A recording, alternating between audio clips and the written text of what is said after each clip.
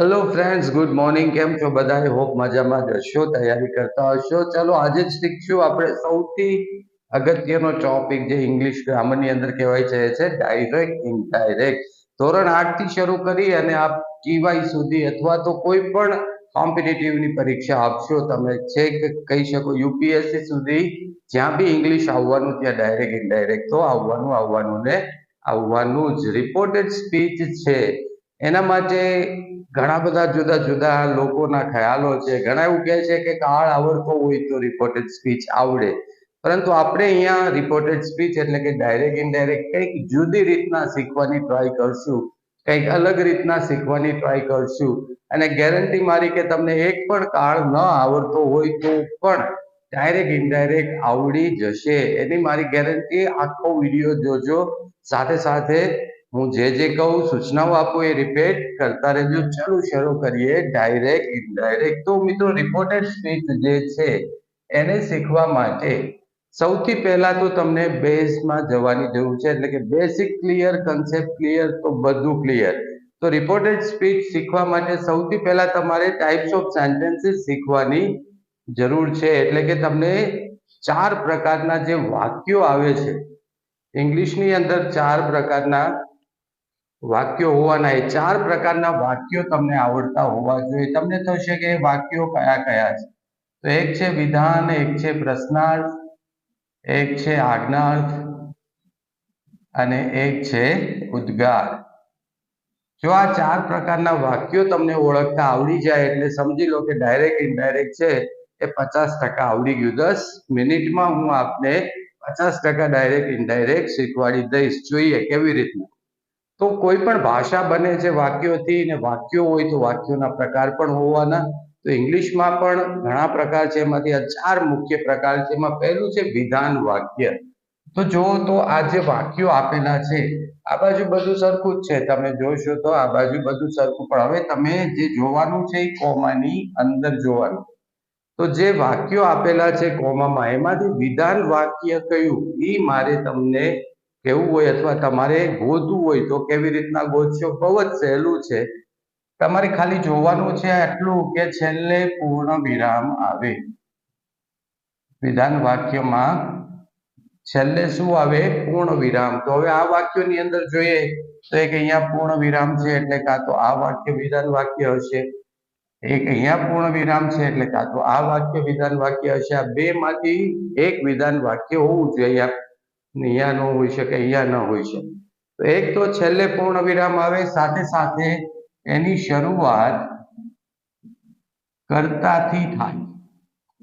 શરૂઆત શેનાથી થાય? કર્તાથી થાય. હવે તમને એમ થશે કે આ એક શબ્દ તમારા માટે કદાચ નવો હશે, કર્તા. ભાઈ કર્તા એટલે શું એ અમને ખબર નથી.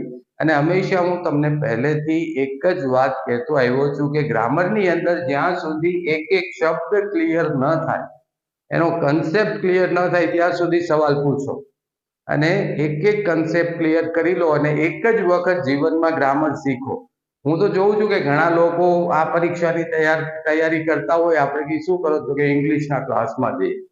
6 મહિના પછી બીજી પરીક્ષાની તૈયારી કરતા હોય, આપણે શું કરો તો કે ઇંગ્લિશના ક્લાસમાં જઈએ. એટલે ભાઈ, તું હમણાં તો ઇંગ્લિશના ક્લાસમાં ગયો તો પાછું ઇંગ્લિશના ક્લાસમાં જવાની શું જરૂર છે? એક જ વખત શીખો ગ્રામર, લાઈફ ટાઈમ શીખો. તો હવે આપણે જોઈએ કે શરૂઆત છેલ્લે પૂર્ણ વિરામ આવે, આટલું સમજાણું. શરૂઆત કર્તાથી થાય, આ પણ બરોબર. પણ એક નવો શબ્દ આવ્યો, કર્તા એટલે શું? ઇંગ્લિશમાં કર્તા એટલે શું? તો કે સિમ્પલ આપણે આપણી લેવલથી તો કા કોઈનું નામ આવતું હોય. હું એક વાક્ય બોલું કે Sachin is a good cricketer, તો એમાં નામ શું છે? સચિન. તો સચિન કરતા હશે. હું એમ કહું કે mister Modi is a very good speaker, તો મિસ્ટર મોદી નામ છે, તમારું નામ, મારું નામ, દુનિયામાં જેટલા નામ છે એ નામથી શરૂઆત થતી હોય તો કર્તા કહેવાય. ઉપરાંત બીજું બી હોઈ શકે. ઘણી વખત નામ ન આવે, શું આવે? સર્વનામ આવે. નામને બદલે વપરાતો શબ્દ સર્વનામ આવે. સર્વનામથી શરૂઆત થતી હોય તો એ વાક્ય વિધાન હોય. તો ફરીથી એક નવો શબ્દ આવ્યો પાછો કે ભાઈ સર્વનામ એટલે શું, અને ઇંગ્લિશમાં સર્વનામ કયા કયા છે ને? આ સવાલ મગજમાં હોય તો પૂછો યાર. તો ઇંગ્લિશમાં સર્વનામ કયા કયા? તો કે આઈ, વી, યુ, હી, શી, ઈટ અને they. આટલા છે ઇંગ્લિશના સર્વનામ છે. અત્યારે ખાલી યાદ રાખો કે આ 7 છે ઇંગ્લિશના સર્વનામ છે. હવે જુઓ તો વિધાન વાક્ય એટલે કેવું વાક્ય? તો કે જેની શરૂઆત કા નામથી કા સર્વનામથી થતી હોય, છેલ્લે પૂર્ણ વિરામ આવતો હોય, વિધાન વાક્ય હોય. હવે જુઓ જોઈએ, આ વાક્યની અંદર શરૂઆત શેનાથી થાય છે? give થી. એટલે કે અહીંયા કોઈ નામ કે સર્વનામ નથી, તો આ વિધાન વાક્ય નહીં હોય. આમાં છેલ્લે પૂર્ણ વિરામ બી આવે છે અને શરૂઆત થાય છે યુ થી, એટલે કે સર્વનામથી થાય છે. તો આ કયું હશે? વિધાન વાક્ય. વિધાન વાક્ય ઓળખતા આવડે? આગળ બહુ કામનું છે મિત્રો. હું તમને વારે વારે પૂછીશ કે આ કયા પ્રકારનું વાક્ય છે, તો ખબર પડી જવી જોઈએ કે આ વિધાન છે, પ્રશ્નાર્થ છે, આજ્ઞા છે કે ઉદ્ગાર છે. ઓકે, તો વિધાન વાક્ય વિશે ક્લિયર. હવે રહ્યું પ્રશ્નાર્થ વાક્ય. તો પ્રશ્નાર્થ વાક્ય ઓળખવા માટે કોઈ લાંબી લાંબી વ્યાખ્યાઓ આપવી નથી. માત્ર ને માત્ર આ એક ચિહ્ન ઓળખી લો. જેના છેડે આવું ચિહ્ન હોય એટલે કે પ્રશ્નાર્થ ચિહ્ન હોય એ પ્રશ્નાર્થ વાક્ય હોય. કયો જોઈએ આમાંથી મને પ્રશ્નાર્થ વાક્ય કયા કયા છે? હવે તો સીધું જોઈને ખબર પડી જાય આ બે છે પ્રશ્નાર્થ વાક્યો છે.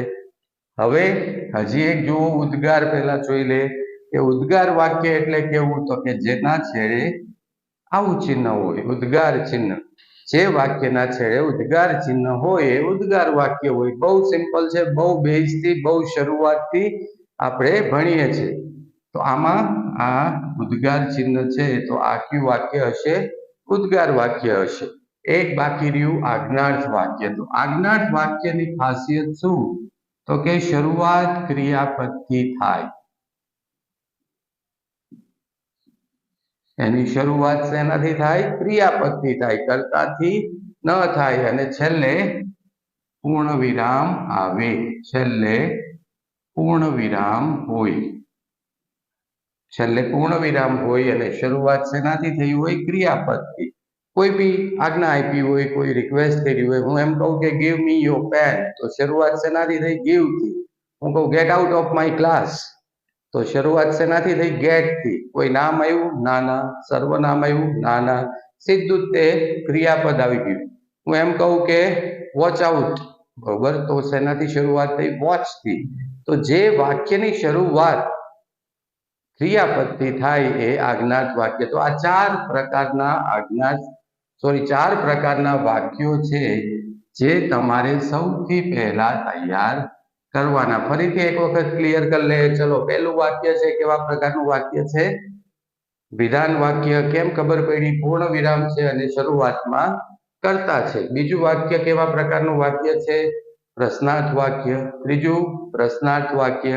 પ્રશ્નાર્થ ચિહ્ન ઉપરથી ખબર પડી. પછીનું વાક્ય કેવું છે? પૂર્ણ વિરામ છે પણ શરૂઆતમાં કરતા નથી, એટલે એ વાક્ય કેવું થઈ જશે? તો કે એ વાક્ય થઈ જશે આજ્ઞાર્થ. પછીનું વાક્ય કેવું છે? ઉદ્ગાર. ચાર પ્રકારના વાક્ય ખબર પડી ગઈ. આટલો કન્સેપ્ટ ક્લિયર. શરૂઆત આનાથી હંમેશા કરવાની. ડાયરેક્ટ ઇનડાયરેક્ટ શીખવા માટે ચાર પ્રકારના વાક્યો આપણને આવડવા જોઈએ. તો આ ચાર પ્રકારના વાક્યો જો તમને આવડશે તો એનો આપણને ફાયદો શું થશે? તો કે 50% ડાયરેક્ટ ઇનડાયરેક્ટ આવડી જશે. 50% ડાયરેક્ટ ઇનડાયરેક્ટ આવડી ગયું. ચાર પ્રકારના વાક્યો આવડ્યા છે. કેવી રીતના 50%? તો કે ડાયરેક્ટ ઇનડાયરેક્ટમાં બે વિભાગ હોય છે મિત્રો. એક વિભાગ હોય છે આ કોમાની બહાર હોય અને એક વિભાગ હોય એ કોમાની અંદર હોય. તો જો ચાર પ્રકારના વાક્યો તમને આવડશે તો તમારે કોમાની બહાર જેટલું બી છે એટલું તમે ઇઝીલી સોલ્વ કરી શકશો. કેવી રીતના સોલ્વ કરી શકશો? ચલો હવે ડાયરેક્ટ ઇનડાયરેક્ટ ભણવાનું શરૂ કરીએ. જો તમને પરીક્ષામાં આવું વાક્ય પૂછ્યું અને આપણને કીધું કે ચલો કા નીચે ચાર ઓપ્શન હશે અથવા તો આપણને કહે છે કે ચલો સોલ્વ કરો, તો કેવી રીતના સોલ્વ કરશો? તો પહેલું યાદ રાખો કે આ ડાયરેક્ટ ઇનડાયરેક્ટમાં આ જે હોય છે એ હોય છે બોલનાર, અને આ જે હોય છે કોણ હોય છે? સાંભળનાર. આપણે તે જ ભાષામાં સિમ્પલ, પછી ઘણા ટીચર્સ ભણાવતા હોય છે સ્પીકર ને લિસનર ને, એવું યાદ ન રહે તો આપણને તો ગ્રામરના કન્સેપ્ટ યાદ રહેવા જોઈએ, બરોબર. તો બોલનાર અને સાંભળનાર, તો હંમેશા યાદ રાખો કે બોલનાર અને સાંભળનારની વચ્ચે કોઈ દિવસ ફેરફાર થાય નહીં. બોલનાર સાંભળનાર જે હોય એ જ રે, હીનું હી જ રે, હરનું હર જ રે, એ કોઈ દિવસ ફેરફાર થાય નહીં. ફેરફાર ક્યાં થશે? બોલનાર અને સાંભળનારની વચ્ચે જે શબ્દ છે એટલે કે શૈત્યુ છે એમાં ફેરફાર થાય. તો ફેરફાર થાય કેવી રીતના? તો વાક્યના પ્રકાર મુજબ થાય. હવે જોઈએ કે વાક્યનો પ્રકાર પહેલો કેવો છે? તો કે વિધાન વાક્ય છે. જો વિધાન વાક્ય હોય તો બોલનાર ને સાંભળનારની વચ્ચે આપણે શું મૂકીશું? ટોલ્ડ મૂકી શકાય. ઘણું બધું મૂકી શકાય, અત્યારે યાદ રાખો ખાલી ટોલ્ડ મૂકી શકાય. ક્યારે મૂકી શકાય? જો વિધાન વાક્ય હોય તો. ઓકે, જો વિધાન વાક્ય હોય તો બોલનાર ને સાંભળનારની વચ્ચે મૂકીશું આપણે ટોલ્ડ. એક એક શબ્દ આગળ વધતા જાય. હી નું હી, શૈત્યુનું ટોલ્ડ. ટોલ્ડ શું કામ કર્યું? કારણ કે વિધાન વાક્ય હતું એટલે. હરનું હર હવે આવ્યા અહીંયા, એટલે કે કોમાને દૂર કરવા પડે. કોમાને દૂર કરશું તો એટલે કે બે વાક્યને જોડીશું, ને બે વાક્યને જોડવા માટે તમને કોઈ શબ્દ મૂકવો પડે. તો જો વિધાન વાક્ય હોય તો બે વાક્યને જોડવા માટે કયો શબ્દ આવશે? ધેટ. બે વાક્યને જોડવા માટે કયો શબ્દ આવશે? ધેટ. આટલું ક્લિયર? કોમ્પિટિટિવ વાળા ખાસ ધ્યાન રાખે. જો આટલું જ ખાલી આવડતું હોય તમને અને બીજું કાંઈ ન આવડતું હોય ડાયરેક્ટ ઇનડાયરેક્ટમાં, તો પણ તમે મોટા ભાગના ડાયરેક્ટ ઇનડાયરેક્ટના પ્રશ્નો સોલ્વ કરી શકશો. કારણ કે નીચે જ્યારે 4 ઓપ્શન આપેલા હોય છે તો એ ભૂલ અહીંયા જ કરે છે, અહીંયા અથવા તો અહીંયા. પહેલી ભૂલ કાં અહીંયા હોય કાં અહીંયા હોય, કાં જોડાણમાં હોય કાં બોલનાર ને સાંભળનારની વચ્ચે હોય. એ લોકોએ મૂકી દીધું હોય હી આસ્ક્ડ હર ધેટ. આપણને ખબર પડી જવી જોઈએ કે વિધાન વાક્ય છે તો અહીંયા ટોલ્ડ જ આવશે. આટલું ખબર હોય તો પણ તમે માર્ક મેળવી શકો. ઓકે, તો વિધાન વાક્ય હોય તો બોલનાર સાંભળનારની વચ્ચે કરશું ટોલ્ડ અને બે વાક્યને જોડીશું શેનાથી? આપણે ધેટ થી. આટલું ક્લિયર? ઓકે, નેક્સ્ટ આગળ વધી. આ વાક્ય કેવું છે? પ્રશ્નાર્થ. પ્રશ્ન હંમેશા પૂછાય. પૂછાય એટલે પૂછવું, એટલે પૂછવાનું ઇંગ્લિશ છે આસ્ક. એટલે તમે જુઓ તો હવે તો એટલું ખબર પડી ગઈ, અહીંયા તમારે હીનું હી જ રહેશે. પ્રશ્નાર્થ વાક્ય હોય તો અહીંયા શું થશે? આસ્ક્ડ. હરનું હર જ રહેશે. આ વાક્ય પણ કેવું છે? પ્રશ્નાર્થ. તો હી આસ્ક્ડ હર. આટલું ક્લિયર? બહુ સિમ્પલ છે. બોલનાર અને સાંભળનારની વચ્ચે આસ્ક્ડ મૂકશો. ક્યારે આસ્ક્ડ મૂકશો? જ્યારે પ્રશ્નાર્થ વાક્ય હશે ત્યારે. વિધાન વાક્ય હોય તો ટોલ્ડ, પ્રશ્નાર્થ વાક્ય હોય તો આસ્ક્ડ. બરોબર? હવે તમે જોશો કે મેં બીજા બધા પ્રકારના વાક્યો છે એક એક લખ્યા છે, પ્રશ્નાર્થ છે એ 2 લખ્યા છે. કારણ કે પ્રશ્નાર્થ 2 પ્રકારના હોય છે. એક પ્રશ્નાર્થ એવો હશે કે જે WH થી શરૂ થતો હશે. ઘણા બધા શબ્દો છે. વોટ થી શરૂ થતો હોય, વેર થી શરૂ થતો હોય, વાય થી શરૂ થતો હોય, હુ થી શરૂ થતો હોય, એટલે કે બધામાં WH આવતું હોય. હાઉ છે એ પણ WH જ ગણાય છે. ઓકે, હાઉ પણ WH જ ગણાય છે. તો એક પ્રશ્નાર્થ એવો હશે કે જે WH થી શરૂ થશે. એક પ્રશ્નાર્થ એવો હશે જેમાં WH આવતું નહીં હોય શરૂઆતમાં. તો જે WH થી શરૂ થતો પ્રશ્નાર્થ હોય એને જોડવા માટે અહીંયા જે શબ્દ આપ્યો હોય એનાથી જ જોડી દેવાનું. વેર આપ્યું છે તો વેર થી જોડી દેવાનું. વાય આપ્યું હોત તો વાય થી, વેન હોત તો વેન થી, હાઉ હોત તો હાઉ થી. ક્લિયર? પ્રશ્નાર્થ વાક્યમાં બોલનાર સાંભળનારની વચ્ચે શું મૂકશું? આસ્ક્ડ. જોડશું શેનાથી? તો કે WH હોય તો WH શબ્દથી. જો WH ન હોય તો શેનાથી જોડીશું? તો ઇફ થી જોડીશું. તો ઇફ થી જોડીશું. બીજો એક પણ શબ્દ છે વેધર. આ કોમ્પિટિટિવ વાળા યાદ રાખે, ઘણી વખત અહીંયા શબ્દ વેધર મૂકતા હોય છે. તો ઇફ અથવા વેધર થી જોડી શકો. પણ વેધરમાં યાદ રાખજો વેધર 2 છે, એક આવું પણ વેધર હોય. કોમ્પિટિટિવની પરીક્ષામાં નવું મૂકી દે આ વેધર એટલે વાતાવરણ થઈ જાય, એટલે આ નહીં, આ વેધર. વેધરનો સ્પેલિંગ પાકો કરી લેજો. ઓકે, તો પ્રશ્નાર્થ વાક્ય. પ્રશ્નાર્થ વાક્યમાં બોલનાર સાંભળનારની વચ્ચે શું મૂકશો? આસ્ક્ડ જોડશો 2 રીતના. એક કેવી રીતના જોડશો? કાં તો ઇફ થી જોડશો અને કાં WH થી. આટલું ક્લિયર? Very good. આગળ વધીએ. વાક્ય કેવું છે? આજ્ઞાર્થ. હવે તો તમને ખબર પડી ગઈ કે આજ્ઞાર્થમાં બોલનારનું એમ નામ રહેશે. સેડ ટુ ની બદલે તમે બે વસ્તુ મૂકી શકશો, કાં તો ઓર્ડર મૂકો અને કાં તો શું મૂકશો આપણે? રિક્વેસ્ટેડ. અત્યારે શરૂઆતમાં બે જ શબ્દ યાદ રાખો, બહુ લાંબુ ન કરો. શું? કાં ઓર્ડર અથવા તો રિક્વેસ્ટેડ. ક્યારે આવું કરશું? વાક્ય આજ્ઞાર્થ હોય ત્યારે. વાક્ય આજ્ઞાર્થ હોય ત્યારે બોલનાર ને સાંભળનારની વચ્ચે કાં ઓર્ડર અને કાં રિક્વેસ્ટેડ. હવે અહીંયા એવા હરનું તો એમ જ રહેશે, હર. ઓકે, એક એક સ્ટેપ જ ચાલવાનું. હવે આવ્યું કે કોમા દૂર કરવા છે, જોડવું છે, તો આજ્ઞાર્થ વાક્ય જોડાશે ટુ થી. આજ્ઞાર્થ વાક્ય શેનાથી જોડાશે? ટુ થી જોડાશે. યાદ રાખજો ખાસ, આ બહુ પૂછાય છે પરીક્ષામાં. આપી દીધું હશે હી ઓર્ડર્ડ હર ધેટ, આવું આપી દીધું હશે પરીક્ષામાં, બરોબર? હી ઓર્ડર્ડ હર ધેટ, અને આપણને એમ થશે કે આ બરોબર છે. ના, ઓર્ડર કે રિક્વેસ્ટેડ હારે હંમેશા શું આવશે? ટુ જ આવશે. આ ખાસ યાદ રાખજો. ઓકે, થોડુંક આગળ વધીએ તો છેલ્લું કયું વાક્ય વધ્યું? ઉદ્ગાર. ઉદ્ગાર વાક્યને ઇંગ્લિશની અંદર કહેવાય છે એક્સક્લેમેટરી સેન્ટેન્સ. શું કહેવાય છે? Exclamatory sentence. બધાના નામ છે, બરોબર? તો એક્સક્લેમેટરી સેન્ટેન્સ હોવાથી અહીંયા તો તમને ખબર પડી ગઈ કે હીનું હી જ રહેશે. સેડ ટુ ની બદલે તમારે શું કરવું પડશે? Exclaimed with. આટલું કોમન રહેશે. ત્યાર પછી જો કાંઈ ન હોય તો તમે સરપ્રાઈઝ, કાંઈ સૂજે નહીં તો ટુ, આટલું મૂકવાનું. ઘણું બધું હોય. એક્સક્લેમ્ડ વિથ, અંદર જે વાક્યનો ભાવ હોય એ પ્રમાણે આ શબ્દ બદલતો રહે, બરોબર? એક્સક્લેમ્ડ વિથ જોય આવે, એક્સક્લેમ્ડ વિથ સોરો આવે. પણ હજી આપણે શરૂઆત છે, શીખીએ છીએ, તો આપણને ઘણી વખત ખબર ન પડે કે આ વાક્યનો ભાવ કેવો છે. તો આપણે એક કોમન મૂકી દેવાનું, એક્સક્લેમ્ડ વિથ સરપ્રાઈઝ, બધામાં ચાલે, બરોબર? તો એક્સક્લેમ્ડ વિથ સરપ્રાઈઝ. અને ખાસ યાદ રાખજો કે એક્સક્લેમ્ડ વિથ સરપ્રાઈઝ એટલે કે એક્સક્લેમેટરી વાક્યમાં ટુ રહે છે. જો આ બધામાં ટુ નીકળી જાય, પણ આમાં ટુ, આ ટુ છે એ રહે છે, બરોબર? આ પણ કોમ્પિટિટિવ વાળા ખાસ ધ્યાન રાખે, કારણ કે ઘણી વખત આપ્યો છે હી એક્સક્લેમ્ડ વિથ સરપ્રાઈઝ હર, ત્યાં ટુ નહીં આપ્યું હોય, બરોબર? તમને એમ થશે કે આ સાચું છે. નહીં, એક્સક્લેમ્ડ વિથ સરપ્રાઈઝમાં ટુ એની સાથે આવશે. ઓકે, તો સેડ ટુ નું એટલું કર્યું. હવે મૂકશું હરનું હર. આટલું ક્લિયર? વાત આવી ક્યાં? હવે જોડવાની. તો ઉદ્ગાર વાક્ય જોડાશે શેનાથી? તો કે ધેટ થી જોડાશે.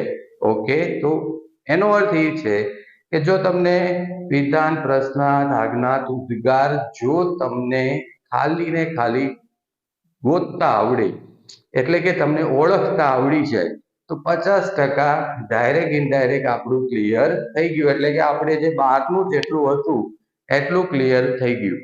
માત્ર ને માત્ર 10 જ મિનિટની અંદર તમે 50% ડાયરેક્ટ ઇનડાયરેક્ટ શીખી ગયા એમ કહી શકાય. ફટાફટ રિવિઝન કરી જાઓ. વિધાન વાક્યમાં બોલનાર સાંભળનારની વચ્ચે ટુ જોડાય ધેટ થી.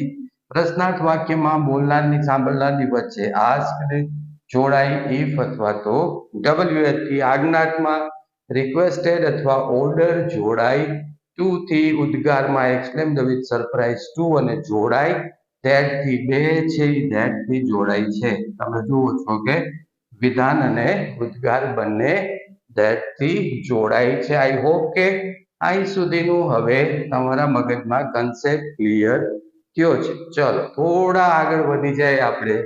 તો આ વાક્ય હવે આપણે બનાવવાની ટ્રાય કરીએ.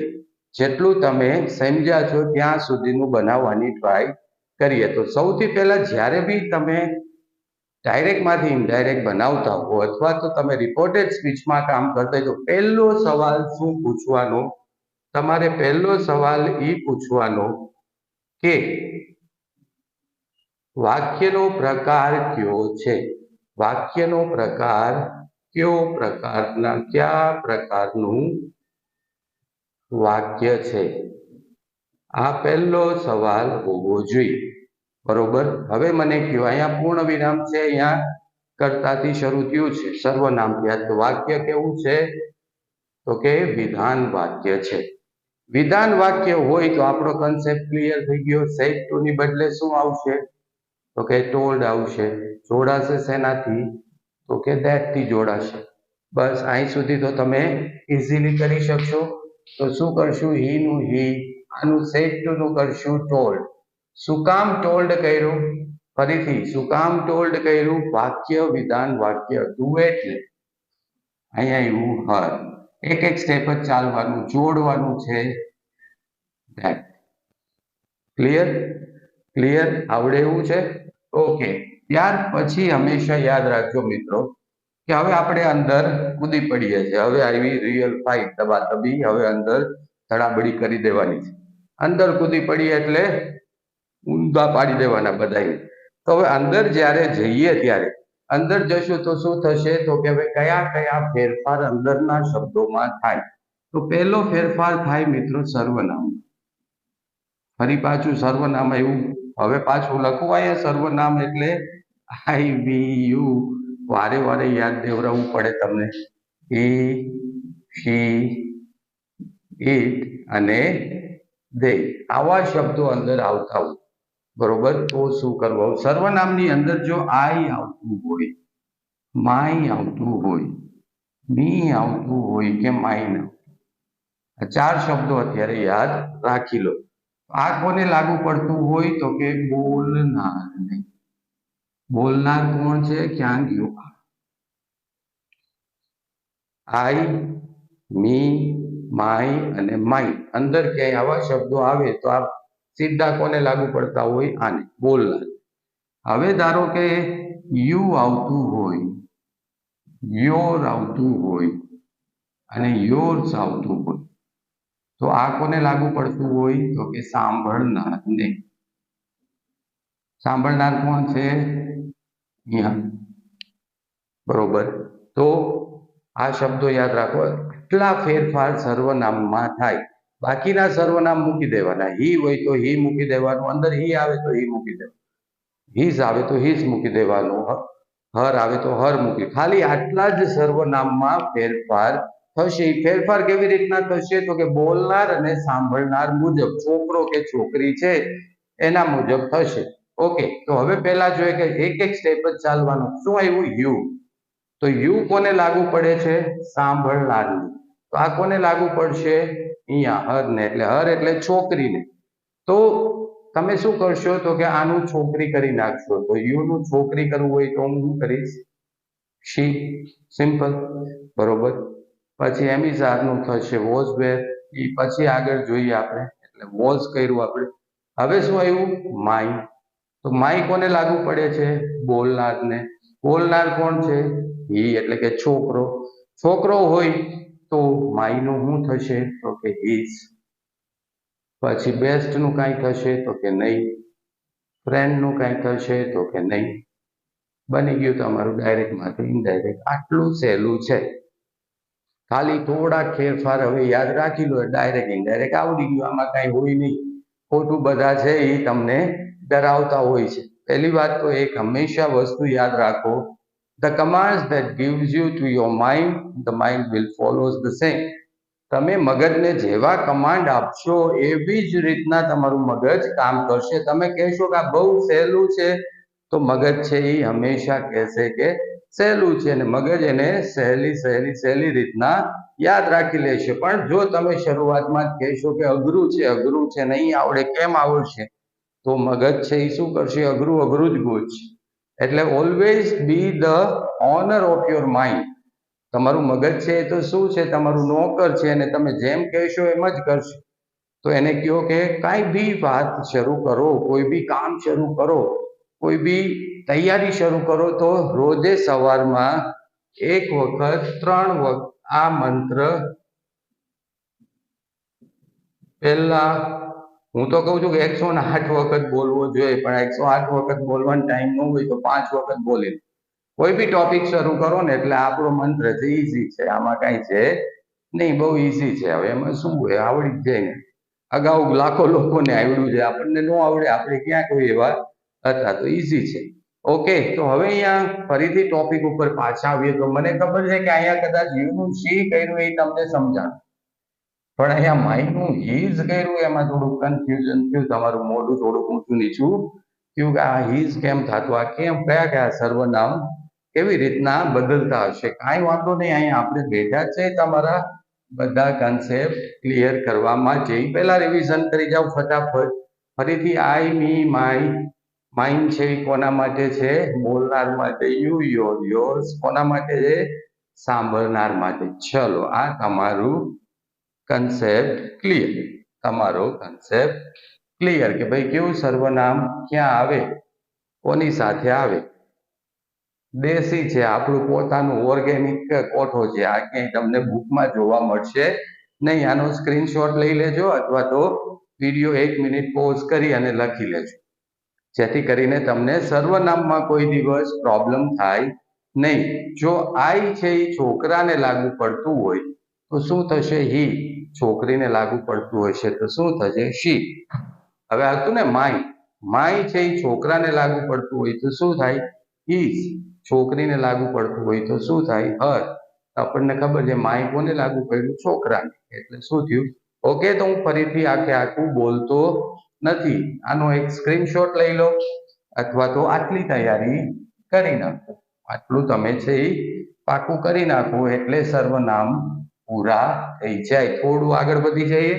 ઓકે, અંદર આપણે એક દુશ્મનને હરાવી દીધો. અંદર જે આપણે દડાબડી બોલાવી હતી એમાં એક દુશ્મન કોણ હતો? સર્વનામ. હવે જોઈએ બીજા કયા કયા આપણા દુશ્મન છે. દુશ્મનને હરાવવા માટે દુશ્મનને ઓળખવા પહેલા પડે. તો દુશ્મન વિશે જેટલી ઝાઝી ખબર હોય એટલા તમે વધુ કોન્ફિડન્સ થાવ, કારણ કે તમને એની નબળાઈ ખબર પડી જાય. તો ચલો જોઈએ. તો હવે ફરીથી એક વખત પ્રેક્ટિસ તો ખૂબ કરવી પડશે મિત્રો. એટલે ચલો આમાં ટ્રાય કરી. હવે મને કહો કે આ તમે બનાવવાની ટ્રાય કરો જાતે કે શું થશે. સૌથી પહેલો સવાલ કયો પૂછવાનો? વાક્યનો પ્રકાર કયો છે? હવે મને કયો વાક્યનો પ્રકાર કયો છે? છેલ્લે જોવાનું શું છે? પૂર્ણ વિરામ. આગળ શું છે? સર્વનામ. તો વાક્યનો પ્રકાર છે વિધાન વાક્ય. વિધાન વાક્ય છે તો ક્લિયર કન્સેપ્ટ. આ કઈ બદલશે નહીં. રોહન રોહન અહીંયા થઈ જશે ચોલ. પછી શું થશે? રવિના. હવે જોડવાની વાત આવી, થઈ ગયું ધેટ. અહીં સુધીનું આપણે તો પહેલા જ ક્લિયર કરી લીધું હતું. સર્વનામ ક્લિયર કર્યું. યુ કોને લાગુ પડે? સાંભળનારને, એટલે કે રવિને. સાંભળનાર છોકરી છે તો શું થશે? શી. ઓકે, અત્યારે કહી દઉં છું. હેવ નું થઈ જશે હેડ. ટુ નું ટુ. અટેન્ડ નું અટેન્ડ. ધ નું ધ. પાર્ટી નું પાર્ટી. ટુડે નું થશે ધેટ. બસ પતી ગયું. આમાં ક્યાં કઈ અઘરું છે? વાક્યનો પ્રકાર કયો મને? અહીંયા કઈ બદલે નહીં. રામનું રામ જ રહે. પૂર્ણ વિરામ શરૂઆતમાં કરતા શું છે? તો બરોબર સમજાઈ ગયું. વિધાન વાક્ય રામ ટોલ્ડ સીતા. આઈ કોને લાગુ પડે? બોલનાર. બોલનાર રામ છે એટલે રામ. છોકરો છોકરો એટલે હી. વિલ નું થશે વુડ. રિટર્ન નું રિટર્ન. ટુમોરો નું થશે ધ નેક્સ્ટ ડે. હવે આપણે જોઈએ કે આનું કંઈક ચેન્જ થયું, આનું કંઈક ચેન્જ થયું, આનું કંઈક ચેન્જ થયું, આનું કંઈક ચેન્જ થયું. તો આ કયા કયા શબ્દો છે જે બીજા બદલાય છે? એના વિશે થોડીક આપણે માહિતી લઈ લઈએ એટલે તમારું ડાયરેક્ટ ઇનડાયરેક્ટ થઈ ગયું પૂરું. આમાં ક્યાં કઈ છે લખવા જ માંડો. આટલા શબ્દો છે યાદ રાખી લો, સ્ક્રીનશોટ લઈ લો, લખી લો. હકીકતમાં થોડી વાર બેસી જાઓ એટલે આવડી જાય. આટલા શબ્દો આની અંદર હશે ને એટલા બદલશે. કેવી રીતના બદલે? ધીસ અંદર હશે તો ધેટ થઈ જશે. ધીઝ હશે તો ધોઝ થઈ જશે. નાવ હશે તો ધેન થઈ જશે. હવે એક બોલું. કઈ તમે એટલા નાના તો છો નહીં, મારે એક બોલવું પડે. સાંજ પડી જાય ભાઈ, બરોબર. એક તો વિડીયોને આપણે ખોટો લંબાવવો છે તો એક આટલા શબ્દોમાં ચેન્જ કરો. ગ્રામરના આટલા શબ્દોમાં ચેન્જ કરો. એમ ઇઝ આર આવતું હોય તો શું કરો? વોઝ કે વેર કરો. વોઝ કે વેર આવતું હોય તો હેડ બીન કરો. ડુ નોટ ડઝ નોટ આવતું હોય તો ડીડ નોટ કરો, બરોબર. અને ત્રીજા ફેર આટલા, આટલા કેનનું કુડ કરો, મેનું માઇન્ડ કરો. આટલા ફેરફાર આવડી ગયા, આટલા ફેરફાર આવડી ગયા, સર્વનામના ફેરફાર આવડી ગયા, વાક્યના પ્રકાર ઓળખતા આવડી ગયા, ડાયરેક્ટ ઇનડાયરેક્ટ આવડી. લો, છે સહેલું, એકદમથી સહેલું. Okay, let's see. ચલો જોઈએ, થોડાક પ્રેક્ટિસના સેન્ટેન્સ તમને આપું છું. આનો બી એક સ્ક્રીનશોટ લઈને જાતે પ્રેક્ટિસ કરજો. એકાદા બે વાક્યો હું તમને પ્રેક્ટિસ કરાવી દઉં. ઓકે, તો ચલો બે વાક્યની પ્રેક્ટિસ કરીએ. તમને એવું લાગતું હોય, અઘરા લાગતા હોય એવા વાક્યની પ્રેક્ટિસ કરીએ. હંમેશા કેવું હોય ખબર, લાંબુ વાક્ય હોય ને અઘરું લાગે, એવું કઈ હોતું નથી. એક આની પ્રેક્ટિસ કરીએ. ઓકે, એવું લાગે છે કે મને એક આની પ્રેક્ટિસ કરીએ. ઓકે, તો પહેલો સવાલ શું પૂછવાનો? વાક્યનો પ્રકાર કેવો છે? જોઈ લો, છેલ્લે શું છે? પૂર્ણ વિરામ. વાક્યની શરૂઆતમાં કરતા છે, કરતા નથી. આ શું છે? ક્રિયાપદ. તો યાદ કરો, પૂર્ણ વિરામ ક્રિયાપદ. વાક્ય કેવું છે? આજ્ઞાર્થ. હા, બસ આટલું આવડી ગયું, પતી ગયું. આજ્ઞાર્થ. તો અહીંયા શું થશે? રાહુલ. આજ્ઞાર્થ હોય તો ઓર્ડર લખો અથવા તો રિક્વેસ્ટેડ લખો, તમારે જે લખવું હોય એ લખો. રવિનાનું કઈ થશે નહીં. આજ્ઞાર્થ વાક્ય હોય તો જોડવા માટે ચૂવા. આટલું ક્લિયર? સૌથી પહેલા આટલું જ ક્લિયર થયું. એક એક શબ્દ હાલ્યા જાવ. ગીવ નું ગીવ કરો. હવે મી કોને લાગુ પડે? બોલનારને, રાહુલને. ઓલો કોઠો આપ્યો તો એમાં યાદ ન હોય તો જોઈ લો. મી નું શું થાય? તો કે છોકરાને લાગુ પડતું હોય તો મી નું થાય હિમ. હવે યોર કોને લાગુ પડે? સાંભળનારને, રવિનાને. તો યોર નું છોકરીમાં શું થાય? તો કે યોર નું થાય હર. એડ્રેસ નું એડ્રેસ. એક એક શબ્દ જ લેતા જાઓ. નાવનું તો કે આપણે પૂરા પછીના કોઠામાં જોયું તો શું થાય? દેન. થઈ ગયું, બની ગયું. ઈઝી છે, સાવધ સહેલું. ચલો એક બધું પ્રેક્ટિસ કરાવી દઉં.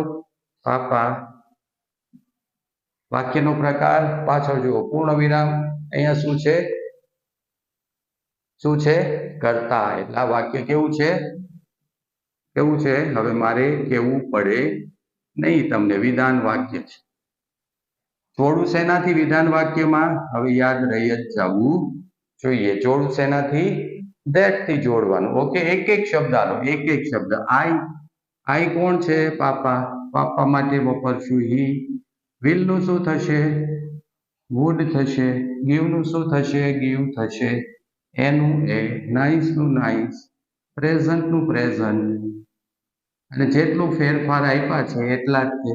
ટુમોરો નું શું કરશો? The next day. જેટલા કોઠાની અંદર ફેરફાર આપ્યા છે એટલા શબ્દો બદલો.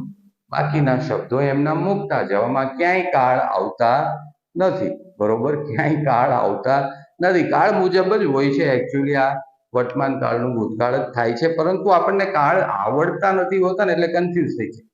હું તમને એમ કહું ને કે સાદા વર્તમાન કાળનું સાદું ભૂતકાળ કરવાનું, તો તમે કન્ફ્યુઝ થઈ જશો. કારણ કે વર્તમાન કાળ ભૂતકાળ તો આવડવા જોઈએ ને, પરંતુ ડાયરેક્ટ ઇનડાયરેક્ટમાં કાંઈ ન કરો, ખાલી કોઠો યાદ રાખી લો, આટલા શબ્દો બદલે.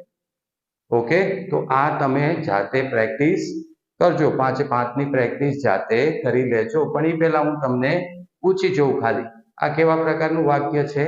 જોઈ લો. પાછળ પૂર્ણ વિરામ છે, આગળ કરતા છે. આ વાક્ય કેવું છે? વિધાન વાક્ય. તો આપણે કહ્યું આ કેવા પ્રકારનું વાક્ય છે? પાછળ પૂર્ણ વિરામ છે, આગળ કરતા છે, કરતા નથી, ક્રિયાપદ છે. તો આ વાક્ય કેવું છે? આજ્ઞાર્થ વાક્ય છે. આ કેવા પ્રકારનું વાક્ય છે? પાછળ પૂર્ણ વિરામ, આગળ કરતા. બરોબર, તો આ વિધાન વાક્ય છે. બસ આમ ઓળખતા આવડી જાય એટલે આગળના સેટ ટુ ખબર પડી જાય, જોડાણ ખબર પડી જાય અને અંદરના વસ્તુ ખબર પડી જાય. આટલું સહેલું છે. તો આજે પ્રથમ સેશનની અંદર અહીં સુધી રાખીએ. ફરી એક વખત વિડીયોને રિવાઇઝ કરી અને જોઈ જજો, જેથી કોન્સેપ્ટ સાવ ક્લિયર થઈ જાય તમારો, ડાયરેક્ટ ઇનડાયરેક્ટનો. અને ફરીથી કહું છું કે મિત્રો, આ ટોપિક ખાસ કરજો. તમારી લાઈફમાં કોમ્પિટિટિવ પાસ કર્યું હોય એને ડાયરેક્ટ ઇનડાયરેક્ટ હારે બહુ પનારો હોય. આ તમારો બહુ જ સાથ દેનારો મિત્ર છે. ઓકે, તો પ્રેક્ટિસ કરતા રહેજો અને મળીશું બીજા વિડીયોમાં થોડી વધુ ડિટેલથી સાથે. પ્રશ્નાર્થ વાક્યોમાં થોડાક ચેન્જ થાય, કેવા ચેન્જ થાય, કેવી રીતના આગળ પાછળ લેવાનું, ડુ ડીડનું શું કરવાનું, આવી ચર્ચા કરશું. ઉદ્ગાર વાક્યની અંદર ચેન્જ થાય, શું થાય ચર્ચા કરશું. અને એક સ્પેશિયલ વાક્યો આવે છે લેટ્સ વાળા અને લેટ વાળા. આ કેવી રીતના બને એની બી ચર્ચા કરશું. તો નેક્સ્ટ વિડીયો માટે તૈયારી રાખજો. Thank you. નમસ્કાર.